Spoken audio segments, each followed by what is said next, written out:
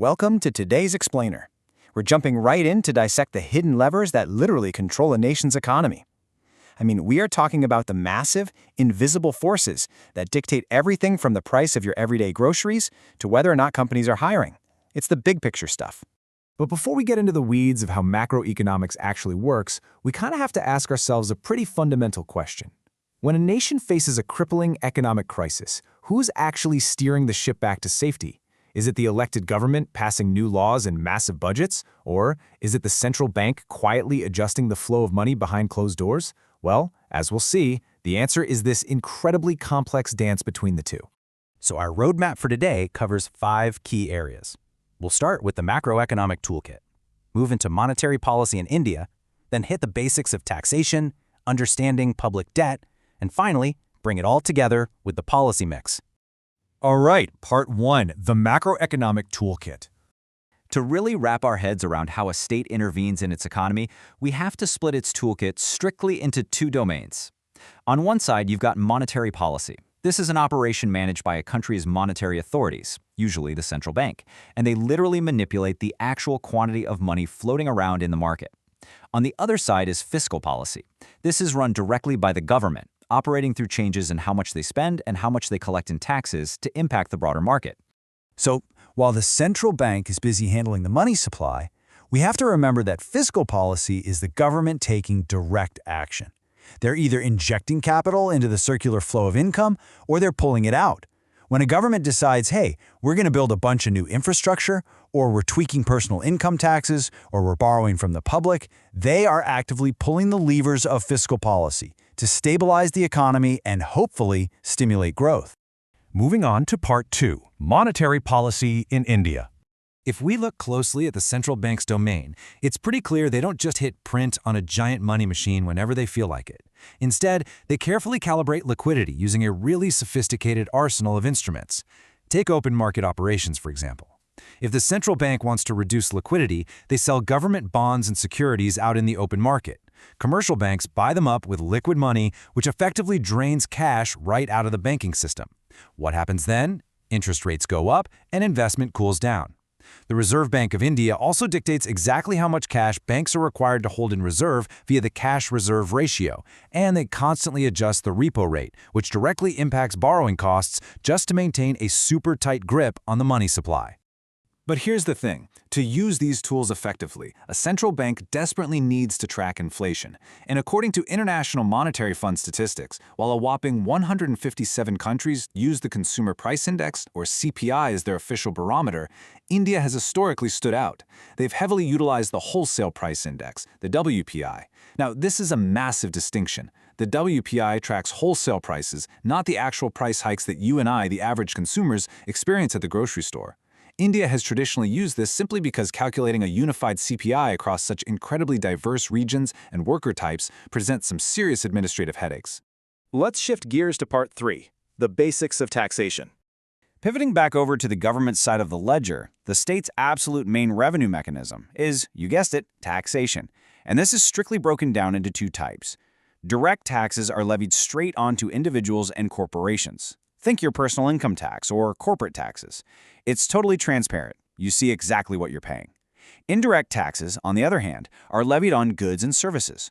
These are paid as a hidden chunk of the price you pay right at the register. Stuff like sales tax, excise duties, and customs duties. Now, what's really fascinating is how this plays out on the global stage. Developed nations rely heavily on direct taxes to fund their governments. However, developing nations depend significantly more on indirect taxes. Why is that? Well, in developing economies, a huge proportion of the population has very low incomes, meaning they simply do not make enough money to fall into the income tax bracket. Add to that some pretty significant administrative weaknesses that can lead to tax evasion, and collecting direct taxes becomes incredibly difficult. So indirect taxes, which are just quietly embedded in the cost of everyday commodities, become a much more reliable and enforceable way for these governments to actually raise revenue. Which brings us to Part 4, understanding public debt. So what happens when all those tax revenues, direct and indirect combined, are simply not enough to fund rapid economic development or huge infrastructure projects? Well, to cover those massive deficits, the state has to issue public debt.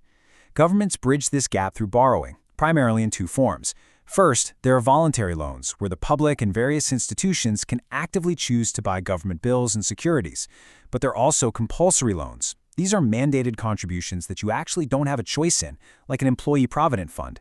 The government essentially holds on to this money and uses it for a set period of time before eventually returning it to the worker. But here's the catch.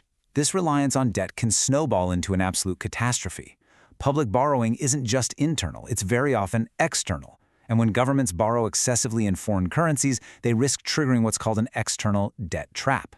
This is a severe nightmare scenario where a country's debt burden gets so massive that the resources they generate aren't even enough to cover the interest payments. So what do?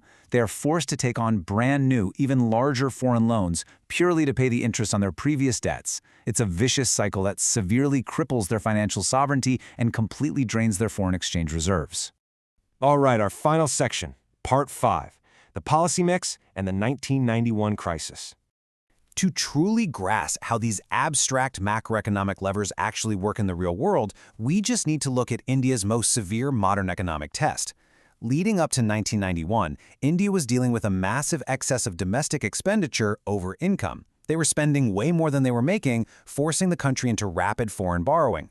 Driven by double-digit inflation, a global oil price shock, and all that excessive borrowing, India's balance of payments just completely unraveled. By July 1991, a massive foreign exchange crisis pushed the country to the absolute brink of falling into a devastating external debt trap. Their global credit rating tanked, and the economy was nearing total collapse.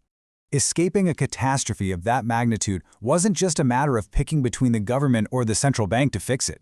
It required a masterful, simultaneous application of both monetary and fiscal tools. Economists call this the policy mix. First, the official exchange rate was strategically devalued. This made exports cheaper and imports way more expensive. Second, really rigorous expenditure-reducing policies were rolled out. Think incredibly tight fiscal budgets and higher interest rates, specifically designed to cool down domestic spending. And third, expenditure-switching policies were executed to actively shift consumer demand back toward domestic goods, which helped correct the trade balance.